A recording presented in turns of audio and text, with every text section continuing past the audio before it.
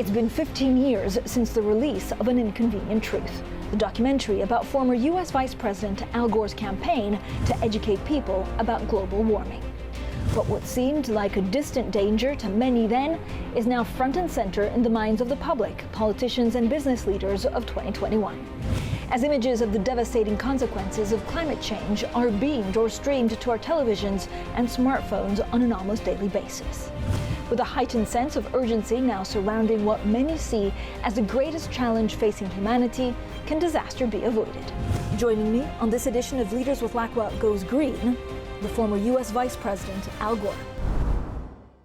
Al Gore, thank you so much for joining us. Now, you've been sounding the alarm on climate change for decades. The Inconvenient Truth came out 15 years ago. How many years did we actually waste? Well, from the time the leading scientists started warning us to act, we've waited way too long. However, even though regrettably damage has been done and some of it is non-recoverable, but the most catastrophic harms can still be avoided. I'm actually very optimistic that we are finally crossing the political tipping point right now. And I think that our response to the climate crisis is in some ways an example of what economists call Dornbush's law, named after the late economist Rudy Dornbush, who said, things take longer to happen than you think they will, and then they happen faster than you thought they could. I think we're seeing that with the solutions to the climate crisis now, Francine, and the very successful summit meeting that President Joe Biden had at the end of the past week really exemplifies this surge in interest in solutions, and the pledges, I think, are really quite extraordinary. So what's the catapult? What's the catalyst? Is it a Joe Biden administration? Is it more political will? Is it consumers? Or is it the technology? Well, I think that you have to say, first of all, Mother Nature has played a dominant role, because we have all experienced each night on the evening news, it's like a nature hike through the book of Revelations. We've seen and heard the increasingly frequent and increasingly harmful impacts of the climate crisis. We had the all-time record hurricane season last year here in the U.S. We had the worst wildfire season. 4 of the 5 worst fires in the history of California took place there last year. In the rest of the world, we saw similar events. The fires in Australia, the smoke circled the globe. Fires north of the Arctic Circle. The sea level is still rising, and unfortunately, the climate refugee flow is still increasing. There is now the worst drought in at least 400 years in the American Southwest. We've had major flooding and major downpours. The scientists are now calling rain bombs frequently. That's happened all over the world. And I think that's gotten people's attention. But at the same time, another powerful driver of change, Francine, has been the stunning reduction in cost for solar electricity, wind electricity, batteries, electric vehicles, dozens of less well-known but nevertheless dramatic improvements in efficiency. We're now in the early stages of a sustainability revolution, powered in part by machine learning and artificial intelligence and the Internet of Things and the biotech revolution, that has a revolution that has the magnitude of the Industrial Revolution with the speed of the digital revolution. And many are saying it is the biggest business and investment opportunity in all of history. We've also seen the creation of millions of new jobs in renewable energy particularly, but in other sectors of this sustainability revolution as well. Now, I think the arrival of Joe Biden in the White House with an extremely impressive whole-of-government approach to solving the crisis, and his skill in rallying the world community and all the new pledges leaders have made. Also in the investment world, excuse me for going on, but I want to get this point in. $37 trillion worth of assets under management is now managed by the Net Zero Asset Managers Alliance, committed to making those entire portfolios net zero by mid-century. So these and other developments have coincided to really push us forward. And I know we've done so well, and it's gone, quite fast. But how worried are you about greenwashing? That actually some of the things that we're looking at, look good on paper, but are not as good as we think they are. Well, certainly that's the case. And in the investing world, the ESG investing has become mainstream, but there is too much greenwashing. And the Securities and Exchange Commission in the U.S. has just announced a new effort to really crack down on that, which I certainly welcome. And there has been a history of some pledges being made and then not really met.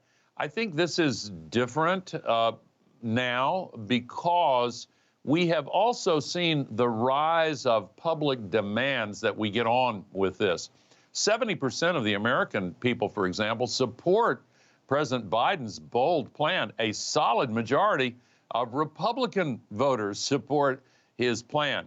And we're seeing the younger generation in particular, the Greta Thunberg generation, marching weekly and increasing their insistence that they have a better future, a brighter and cleaner and more prosperous and equitable future. So I think that we're seeing the world cross that tipping point, as I said, and shift into high gear. Who's a leader you admire the most in this space? Well, I have to say I'm very impressed with Joe Biden's leadership. Joe Biden has really done an amazing job. I think he has gotten off to the most impressive start in his first 100 days of any president since Franklin Delano Roosevelt. I know that sounds like hyperbole, but I really think it is the case. He is doing, on the vaccines, on climate, on job creation, on addressing the systemic and institutional discrimination and injustice, and in a variety of other areas. And so I would say Joe Biden has the mantle of leadership now on this issue, and I welcome it. Up next, how do politicians make long-term environmental decisions when election cycles and many voters' memories are far shorter? And what impact has a pandemic had on thinking about climate change? The air pollution that is co-emitted with global warming pollution when fossil fuels are burned actually has increased the COVID-19 infection rate and death rate. And in areas with more particulate pollution, more people die from COVID-19. And even without the pandemic, this air pollution has been killing 9 million people in the world every single year.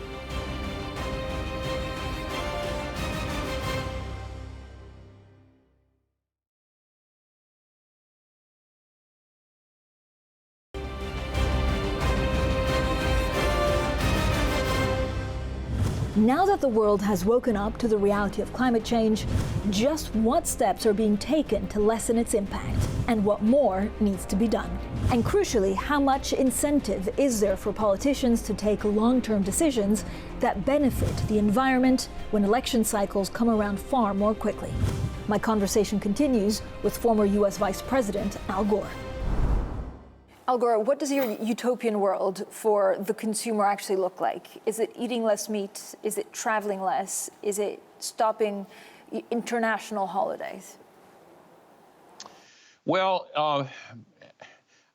I think what we have to aspire to is not a utopia. Those are often dreams that disappoint.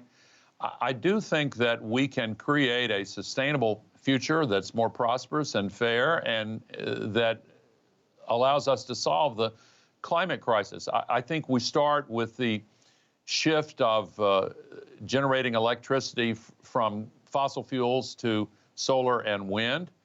That process is advanced now. Last year, 90% of all of the new electricity generation installed in the world was solar and wind. The International Energy Agency says that in the coming decade, it's going to be 95%.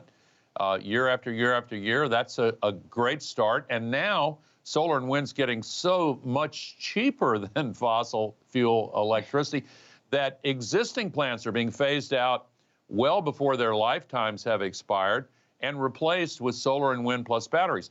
I think this world to come is going to be electric, where transportation is concerned as well. The price of electric vehicles will fall below internal combustion engine vehicles in key model categories within 2 years, and in all model categories within 4 to 5 years. I think we'll see the development of green hydrogen made with renewable energy to substitute for fossil fuels in the very high temperature industrial processes. We're seeing a farmer-led movement toward regenerative agriculture, which is better, more resilient, and also sequesters a lot of carbon in the soils. We're seeing sustainable forestry and fishing, and we're seeing movement toward what they call a circular economy, with waste streams converted into inputs for the next generation.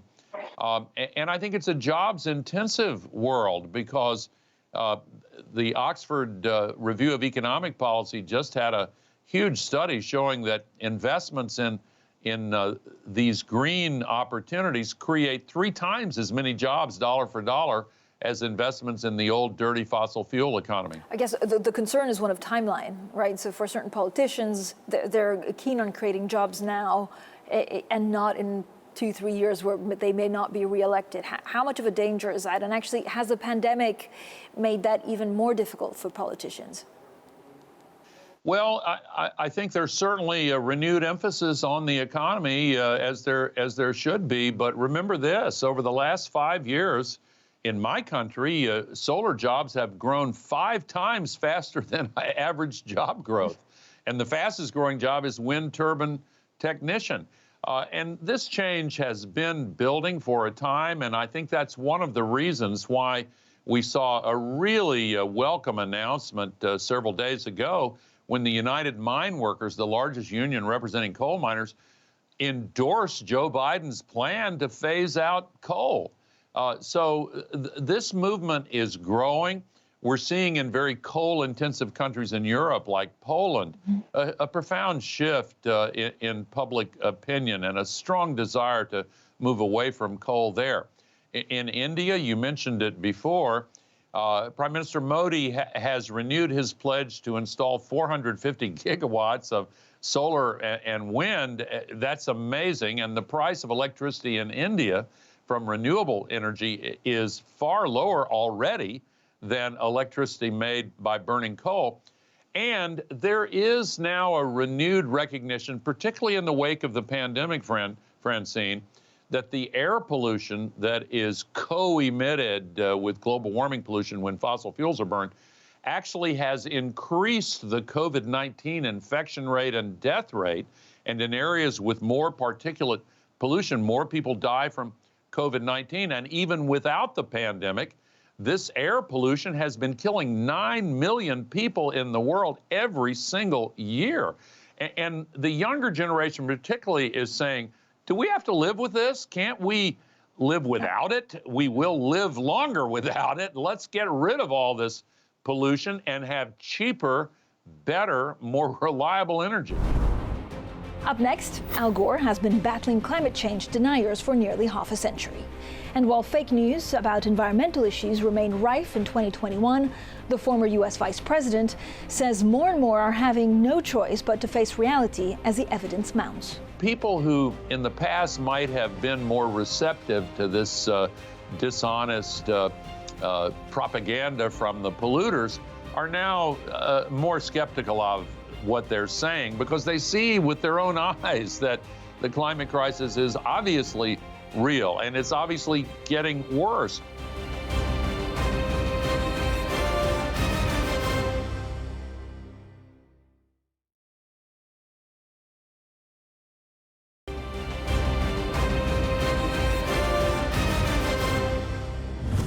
Just as global warming is a defining issue of our time, so too is a proliferation of fake news.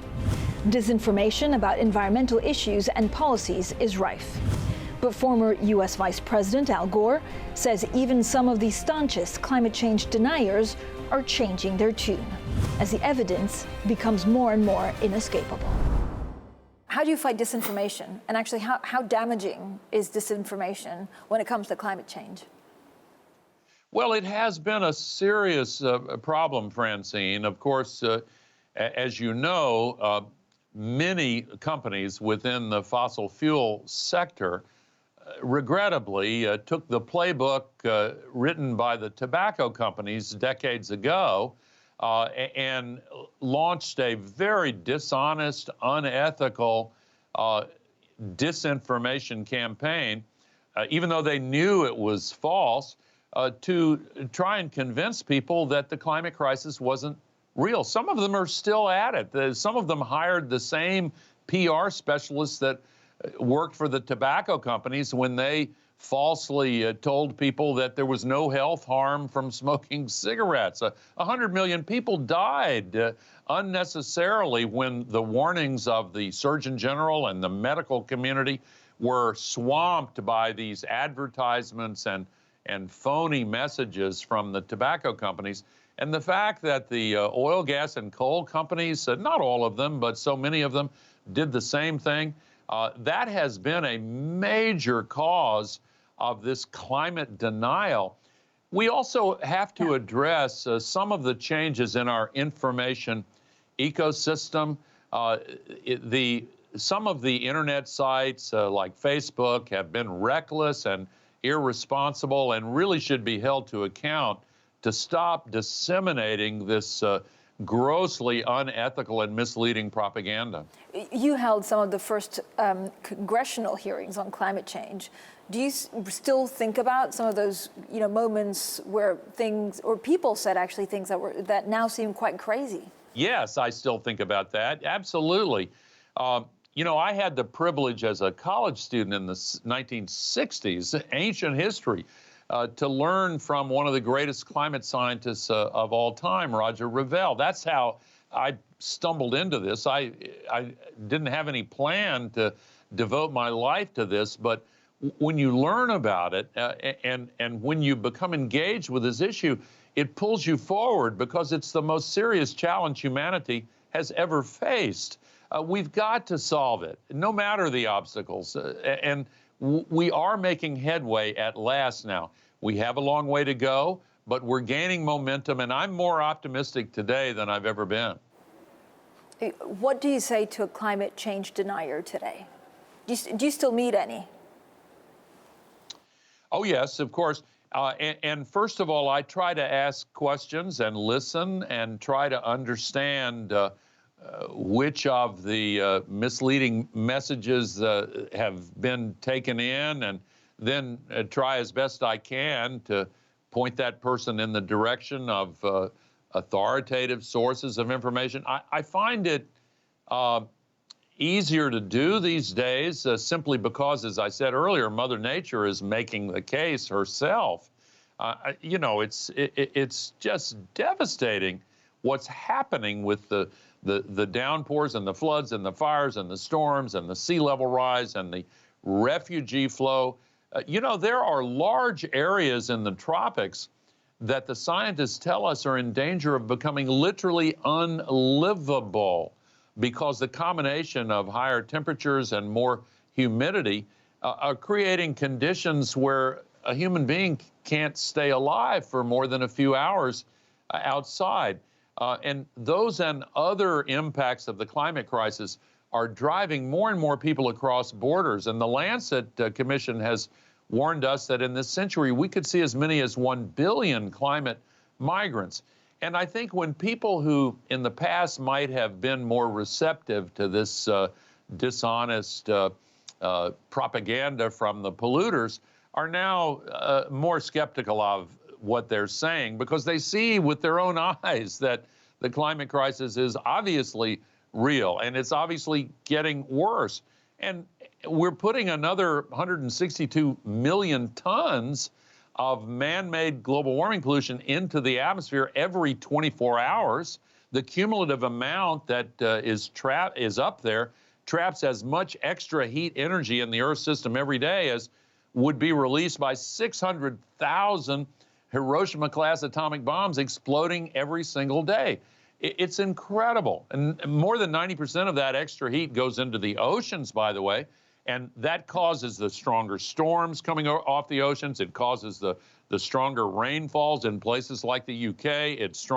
It causes also the ice to melt, and the sea levels are rising as a result. And it evaporates so much more water vapor from the oceans into the sky that it generates these larger atmospheric rivers. The average one is 25 times larger than the Mississippi River. And when they come over land and meet meteorological conditions that trigger a downpour, we get these incredible rain bombs. 1.5 meters of rain is not uncommon now. Houston, Texas had 5 feet of rain, 60 inches of rain. So did the Bahamas. In many places, we've had these biblical scale downpours and floods and mudslides and refugees, and people are seeing this on the news. Some of them are seeing it in the communities where they live, and they're joining those of us who are saying, hey, we got to do something about this. Let's stop using the sky as an open sewer and start cleaning up our act. So what do you think will be achieved at COP26? Is this almost our last chance to make meaningful change? And if you're a person that watches the news and sees all of that and you're appalled by it, what should you do? Is now the time to write to your local politician or even your prime minister or president? All of the above. Yes, absolutely. The single most important thing you can do is exercise your right as a free citizen in a self-governing society to put pressure and influence on those who represent you to get moving on this. And tell them if they do, you're going to be supportive of them. And if they don't, you're going to work tirelessly to defeat them in the next election. Yes, it's important to change the light bulbs, but it's far more important to change the policies. And that means influencing the people who write the policies. And as for COP26, this pivotal conference in Glasgow toward the end of this year, it is a crucial opportunity. It's the first time the nations of the world have gathered since the Paris Agreement 5.5 years ago with a mandate for every nation to increase their ambition, to make bigger commitments. And we saw the start of that process just this past week in the Biden summit on the climate crisis, and I think it was a great success. What happens if we don't do enough at COP26 in Glasgow? Well, I hope that hypothetical remains a hypothetical. I think we will see significant progress. If we were not to, then of course all of these impacts of the climate crisis would get worse, and we would lose more time. And time is the most precious commodity, because the longer we wait, the more difficult it becomes to solve the crisis. The opportunities to solve it are present now. We have the solutions we need right now. Research into new solutions, that's very welcome, but we shouldn't wait on that, because we have what we need right now to get moving. And when we implement them, life will be better in a lot of other ways anyway. Al Gore, thank you so much for your time. Thank you, Francine.